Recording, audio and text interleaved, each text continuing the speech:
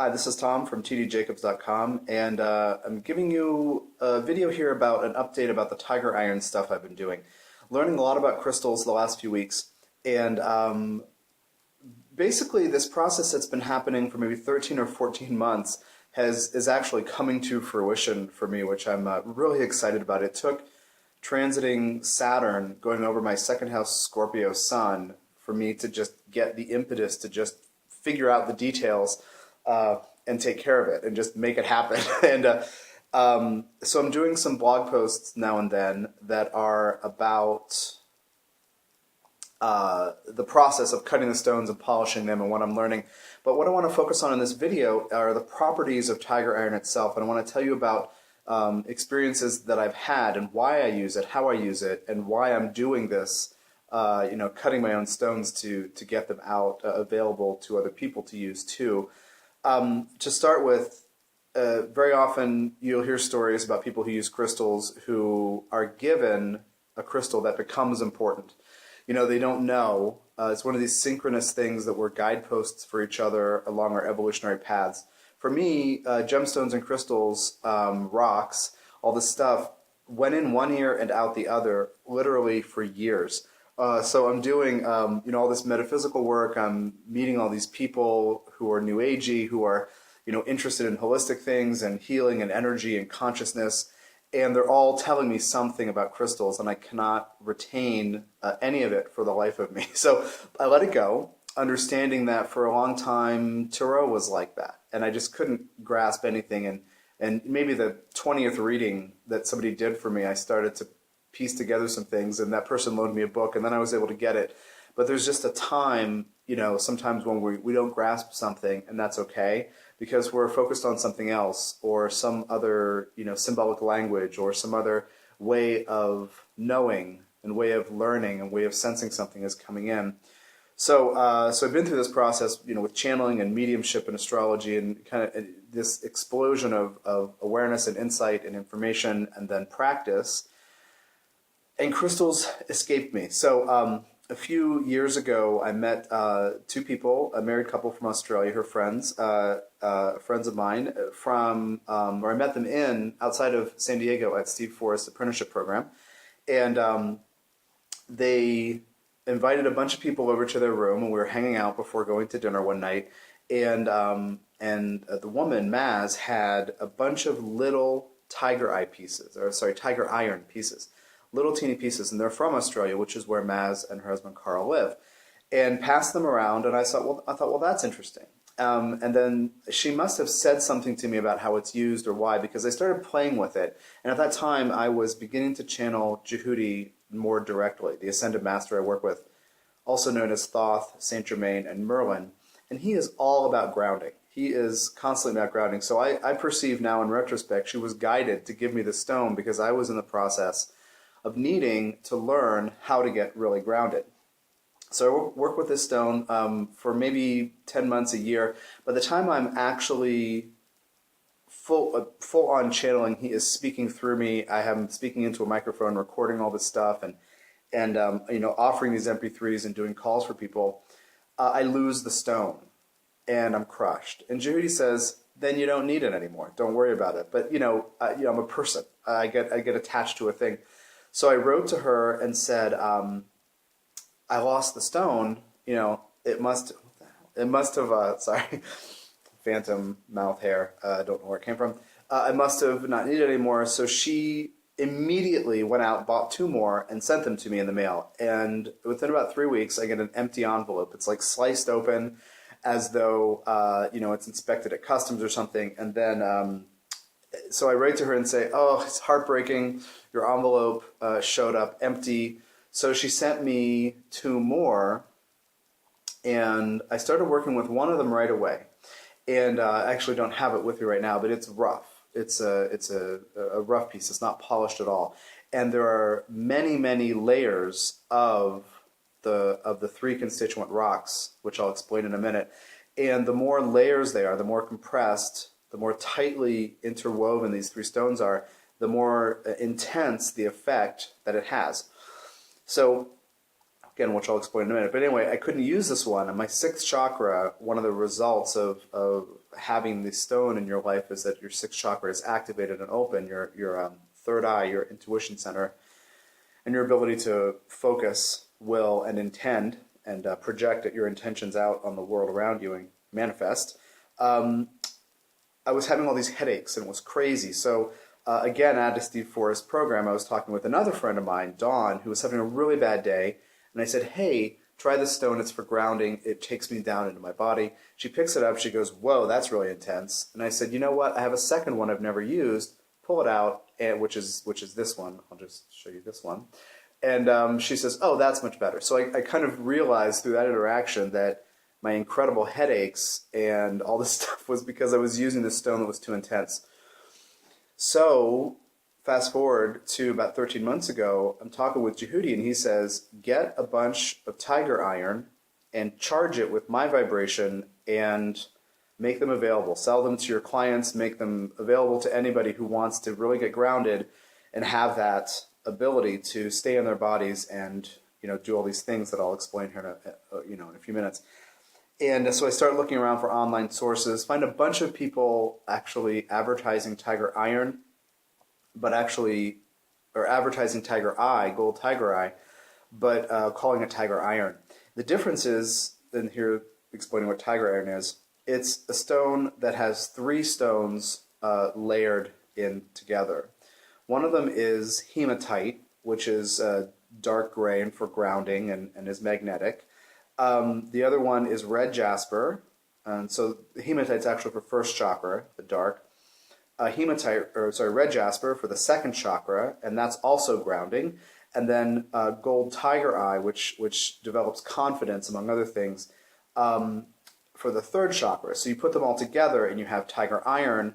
Each of those stones is good for grounding, and other ones are, grounding stones too, like separate ones that I'm not talking about, of course. But the 3 together have these special properties. So as you see, I'm gonna put this back up here, and forgive my fingers, they're dirty from using the saw and the polishing things at the lapidary club, the stone cutter's place. I've been scrubbing my nails, but it's not coming off. And also I wore gloves today, medical exam gloves I bought yesterday, but there were holes in the gloves after a while. So anyway, so just forgive my dirty fingers, but you can see the layers of, where's the little camera? There it is. You can see the layers of rock. See that brownish thing? That's the red jasper. You see the gold flecks. That is gold tiger eye. And then the dark gray stuff in the middle is hematite. Actually, almost better seen on the other side with the gold in there, the gold tiger eye. So when the 3 are together, they bring you down into your body, lower chakra energy. They activate and support the lower 3 chakras. So when we talk about grounding, the way I do this and the way that Djehuty does this through me, and now also Archangel Metatron will do this through me, have people send cords from their bodies down into the earth, from the root chakra, which is right around the anus, down into the earth at the bottoms of the feet, and breathe the energy of the earth up into your body. Now, this is what I'm teaching people all over the planet who are calling me for readings and help and healings, and how can I get my head clear? How can I clear up my energy field? How can I be healthy and be more compassionate? Grounding is the key to all these things. How can I make any positive change in my life and get focused and clear? So we have them get grounded. And so this stone, when worked with, or crystal, when worked with quite a lot, brings your energy down into your lower 3 chakras, which any of the constituent stones would do, right? The hematite or the red jasper or the gold tigerite. But that creates this solid foundation such that your 6th chakra naturally relaxes and starts to open up. So when I was using the stone that was too intense, I was having headaches up here, but I was really in my body. It was really fantastic. So, fully centered, grounded, connected to the earth, but this after effect was too much. So working with stones, I realized that it has to do with the number of layers that are in there, but also with the size of the rock and how it's charged and how much you use it and how you use it. So as I've developed this practice over the few years, now I pick the stone up and I can access Djehuty's frequency immediately. I don't actually anymore need the stone. but I still do use it for that oftentimes, because now in sessions I use different stones for different purposes. Like I use a Shiva lingam, which maybe I'll do a separate video about later after I learn more, but right now I'm just learning about the experience of it. And it's a river stone, but it has the properties of masculine and feminine working together. So it's kind of a shamanic energy kind of thing. And so I use that when Metatron comes through. So basically, I may have a client from 11 to 11:30, and I channel the spirit guides or Djehuty, and I may just kind of touch the stone at the beginning or have it near me. At noon, I may do a channeling session, which is deep, ass-kicking, harsh core energy work on somebody else that's Metatron, and I will, at the beginning of the session, spend 20 seconds, a minute, holding and touching the Shiva lingam, and that alters the frequency of how I'm operating and what's possible. So I don't know that everybody would find that this stone helps them meet Djehuty or something, or the other one, Metatron, but those particular frequencies seem to be lined up with those, and they at least allow me to access those beings and those levels of consciousness. Each of them was a gift, by the way. This, obviously, I said came from my friend Maz in Australia, and the other one came from a client and student who became a friend from the UK, who was traveling around and sent me that. So these stones have different frequencies, and Djehuty's original idea was that I would get a bunch of these and charge them with his consciousness, with his intentionality, with his level of awareness, almost like, as far as I understand it, kind of like a bookmark. Like you leave a bookmark in your book and well, it's there, and if you need to go read that page, you'll just go find it again. And the same thing with this. There's a certain intentionality and level of power that comes from self-acceptance and self-acknowledgement and validation, which is a lot of healing, stuff that can result from healing lower chakra issues. And use this as a bookmark to find Djehuty's frequency in order to work with him, or at least it's almost comforting. I mean, not like the stone is comforting, but having support, knowing that you are connected to a supportive influence that is always going to work with you no matter what, will always answer any questions that you have. So he wants this kind of as a bookmark thing. So anyway, I started the story. I found a lot of gold tiger eye being advertised as tiger iron, and I was like, I could tell the difference, and I'm not going to do that. And I'm also looking at that time at bulk sources, and most of them were labeled, mislabeled. It's just a common mistake. Actually, a lot of vendors now listing themselves as being in China are mistaking that. And that's where a lot of the bulk stuff was being offered. So anyway, so I looked around and kept looking. I found tons of sources of cabochons, nicknamed cabs, and those are the little disc things, or the little ovaline domes that get made into jewelry of different kinds. You can set it in something, or wire wrap it, or put a hole in it and put it on a pendant or something, or affix a thing for a pendant. And so those are too thin. Notice, look at this. This is like 1/2 inch by 3/4 of an inch by 1 inch and 3/4. So that obviously is thicker than one of my fingers. They're very, very thin, and sometimes they are the pattern, or how do you say this? Like when you take the stone and then you envision where the cab's going to be on that stone. Sometimes they're done for beauty, and so there may not be the good layering effect. It might be really pretty. It might be shiny, with the gold the gold tiger eye shining through, but it might not serve my effect. So as I've worked with cabochons, because I've been given some cabochons, I bought them to try this out over the last 13 months or a year or so. And if I hold 8 to 10 of them, they're like, I don't have them at my desk, but say 3 times as big as my thumbnail. So just like not tiny, but not big. If I hold 8 to 10 of them, I will get the effect. But then my clients hear clanking and clicking as these things, are in my hands over the phone, and then I have to put them down, and there's this cacophonic noise. So I wanted to make my own size, and so I realized I needed to learn how to do this. So I started doing research on equipment. Oh, let me also say, you can also find tiger iron rough, these pieces of just rock coming out of the earth, and I didn't know how to do that. So I was like, am I stuck with these little cabochons or little beads or something like that. And I know that, you know, a necklace with a bunch of beads may work, but I wanted something that you could hold in your hand and work with and have it as a bookmark. You know, you pick it up and you can be in that space immediately. You don't have to spend 20 minutes with the cords into the earth. You train yourself, you train your consciousness to work with this frequency that this crystal generates, and to be able to have that, you know, success with being grounded, which is the cure for, you know, confusion, doubt, anything like that. When you need to change something, you need to move through something difficult, when you're grounded, you know you can do that. So I wanted this immediacy, so I wanted something you could hold in your hand. So I learned you can buy slabs, but they're thin. You can buy rough, but they're too big, they have to be cut. You can buy cabochons, they're too polished. You know, so there's just this whole thing about all these things I couldn't do. And then Saturn's on my sun a few weeks ago, and in Scorpio in the second house, and I said, wait a minute, what? Can I take a class in Tucson? I mean, Tucson's got to have, you know, classes on rocks. Tucson hosts maybe the biggest gem show on the planet every February. So I start looking around, and there's something called the Old Pueblo Lapidary Club. Old Pueblo is a name for Tucson, like the Big Apple is a name for New York. And lapidary means having to do with these crystals and gemstones. Now, most people there are doing jewelry. They're taking a rock, making a slab so they can cut a cabochon, so they can polish it and dome it and then set it in something and make it beautiful. So I want to make these rough pieces somewhat polished so that people can use them. It's very, very, very different. So I'm got my Uranus in the first fix because everyone, nobody there is doing what I'm doing. You know, I'm unique in that with this.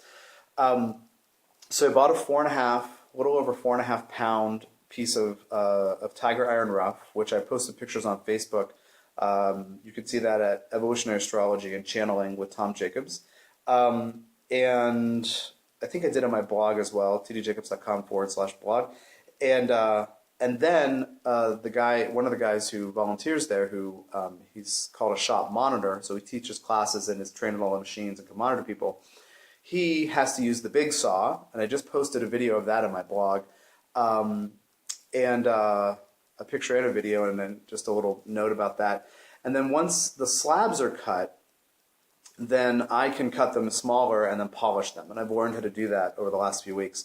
So this is about how thick the slabs are, because this is just a piece I cut off, one of the slabs, because some of it's not tiger iron, some of it's just like some surrounding reddish rock next to it. But so that's how thick they are.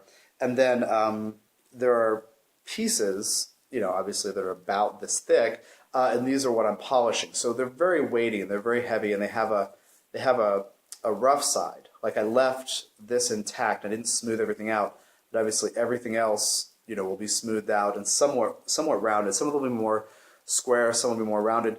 But this is, and actually cutting them from this thick slab into the small pieces is what makes the hands incredibly dirty. Which I guess is kind of fun if you could scrub it off right away. I don't know, it's just, you know, your fingers stained dark red for days or a week. So I want to talk more about my experience channeling with these stones. And then I'll show you some that I'm currently polishing and will make available within a few weeks. As I said, that very first one that I had that left me was actually very, very small. And it was a little rectangle, it was almost a little square. It was very, very small, and I just like getting a taste of the vibration of it. And then I moved up to that big one, or that rough one, that's not much bigger than this in mass actually, but it's just the layers are so tight, it's a very intense effect. And then I moved on to this one, which is smaller. And I had perceived that it's tumbled, actually. And tumbled is when you take rough pieces and you put them in a rubber or a plastic barrel and with some kind of abrasive agent and water, and it continuously turns for weeks, simulating but also doing it in a faster way, the way that a stone would be smoothed out by water and sand over time. Sometimes it's sand, sometimes it's some kind of other abrasive they put in there. So this one's tumbled, but you can see there's a, whoops, sorry, it's a camera. There's like a divot in there that didn't get polished perfectly. And you can see that there's another kind of space up, you know, up here, you know, that's not, and I have always perceived that because this is not perfect and it's got these layers because of the size, that is how the vibration can get a little more strong and intense for me to be able to work with Djehuty in this way. So Djehuty started doing energy work through me, I guess about 1.5 years ago, and I would use this stone all the time to make sure I was connected to him.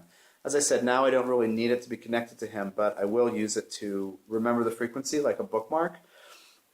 I've used it on all of the calls with Djehuty, the dozens of full moon calls and free calls and healing calls and all these things I've done with Djehuty, and then in, I don't know, a couple hundred sessions probably over the last couple of years, channeling Djehuty and guides and working with this. So this particular one is charged with the frequency of Djehuty many times over. And so I'm going to be charging these other stones and then having some friends and my girlfriend do a blind taste test to see if they can tell which are charged, because I'm really curious about how this process works, just to learn about it, because these crystals have a level of intelligence, a level of consciousness that they hold. And this is a way of saying that this is a piece of the earth itself which has a particular consciousness. We are living on this earth. We're, cutting down vegetables and eating them. We're cutting down trees and building houses. We're like growing animals, killing them, eating them. We're like, going about our business, operating in this flow, hopefully this flow, but the cycle of resource cultivation and use. But when you take a rock out of the earth, a part of the earth's consciousness is in that rock. Everything on the planet has access to the consciousness of the earth, but now we're bringing this rock from beneath the surface out, and we're working with it in a conscious way that charges it with a level of awareness that will help you access this too. So I'm doing this video because I'm really excited about explaining why this matters, because you're going to hear a lot from me about these rocks and offering them to people. I'm just really excited now. There are 10 pieces in front of me now from this 4.5 pound thing, and I don't know, I guess I'm almost a little giddy, but seeing them in different phases like this one. This lighter stuff is just something being dried on it, just like whatever, but it gets polished up. But this you can see this is very dull and it's very rough. And then you get up to something like this, which is more polished. It is a little shiny. It's not as shiny as it would be if somebody were making a cab for jewelry, but it's definitely polished quite a bit. That's from the first set of the 2 sets of stones that I cut out of this block. So I spent hours, literally hours, with this one stone, basically using it, which charges it. What that does is the crystal has an energetic matrix which can contain consciousness. If you've heard of the 13 Mayan skulls, the elder skulls, these crystal skulls that are carved, but that contain the consciousness of the old ways of being, this is a similar kind of idea where this thing has consciousness. So we can work with that. We can use it for its different properties, and the different stone that it is, including the different colors and the different matrices that are part of the different structures that are part of each individual crystal or each kind of crystal. Like the difference between tiger eye versus tiger iron or hematite or quartz or anything else. The differences that they have different effects on us, which is why there's so many different kinds of crystals, and they're used in meditation and healing and altering energy flow in your life. So they can magnify an effect, or they can stimulate a part of you or an energy in your life that isn't being stimulated. And as I said, we all need to be grounded, because we tend to go up into our heads, and then when something goes wrong, we may go into our hearts. But are we all the time in our full bodies and in full possession of all of our faculties, all of our levels of consciousness and awareness? As I said, this effect takes us deep into the lower 3 chakras to create a pyramid, a solid foundation that then allows the 6th chakra to open up. So ultimately, tiger iron is about intuition, but we must be fully in our bodies and grounded and connected to the earth in order to do anything about that. So now we have a foot that's fallen asleep. We have to move it. Oh my gosh. Okay. So that's how I use this stone, is to stay in my body and stay grounded. And, my relationship with fear changes as I work with these stones over the course of time. This stone may not be said to be about changing fears, but it helps me, stay grounded enough to realize that everything's temporary and nothing is permanent. And when something's terrible is happening, I can do something to change it. So it gives me this, also inspires or supports a level of confidence in changing things for the better, and not feeling stuck in circumstances. It really supports willpower and confidence and the knowledge that you can actually make a change with something. So, so I'll just show you a couple other of the stones. This one's about halfway through the polishing process, and you can see the difference between them. This one's shiny. This one is in no way shiny. And each of these is unique. And as I continue to do this, because I'm going to get another piece of tigeriron rough in a few weeks, or in a couple weeks probably, and start this process all over again, I'm going to have to figure out where in my house I'm going to do this, but to keep these, to store them, but also so that I can keep an inventory of them, because I'm going to be meditating with each one and charging it with Djehuty's frequency, so that when you purchase it, you can get a leg up on connecting with Djehuty. Now, if you have a recording of me channeling Djehuty for you, or of me channeling Djehuty for a group of people, and you have this recording, or just one of the many MP3s available on tdjacobs.com, then you may not be a stranger to that frequency. But to have the stone with you all the time, you don't have to listen to an MP3 24/7. You don't have to read one of the channeled books every day to keep that frequency, and you can just have this with you and as a bookmark to this level of confidence and self-awareness, and being able to trust intuition, and being able to navigate life in a more confident and clear way. So that's my intention here. So stay tuned for more blog posts and videos. I'm obviously terribly excited about this, and I haven't worked with my hands in a long time. So I'm really excited for this. I'm really excited to go to this place twice a week, because I get to leave my desk from scheming, researching, plotting, and writing astrology and spirituality stuff. And that's actually the other thing. Since I got heavily into doing this, like working with these rocks with the intention of getting to know them, and then also exploring some other crystals I may do future videos about which have different healing properties and different effects on consciousness, I haven't really been able to write. I didn't get that. I was really frustrated, and the other day was a very long Gemini void of course moon, which means that the moon was in Gemini, but it had made its last major Ptolemaic aspect to any planet, so it wasn't having any more conversations. So the rest of its time in Gemini is kind of like how we approach void of course moons in general, is to not initiate new projects, but to clean up old ideas and work on organizing things and finish crossing things off our list. And you might not think as clearly then. So I was having a real hard problem. That's what I'm talking about. The language thing is different. But I was having a challenge writing a blog post. I mean, I couldn't write a blog post. And I said, well, obviously it's this Gemini void of course moon. I'll just wait, whatever. The moon went into Cancer, but I still couldn't finish it. I did it today, a day later, because I realized that it's about working with the consciousness of the crystals. So I have fewer words. I'm not as verbose. In this video I am, because I'm excited. Obviously almost a half an hour of, yammering at you about this, but it's, spending time with other levels of awareness. Like if you spend time with Djehuty, you see the world differently. If you spend time with a bunch of cats, you see the world differently. But spending time with a bunch of crystals will make you see the world differently. And so my ability to do information in and out has slowed down the last couple of weeks. And I can't even imagine working on one of the books in process. I'm almost always, every week going back to work on at least one of them, at least a little bit, just trying to keep things moving. I can't even imagine doing that right now, because I spent so much time with different stones and working on grounding and healing and altering past life memories that come up and changing things, which is another topic. But thanks for joining me. I'm Tom from tdjacobs.com, and stay tuned for more about this, and subscribe to this channel if you want to keep up with updates on astrology and all this stuff that I'm doing. Bye bye.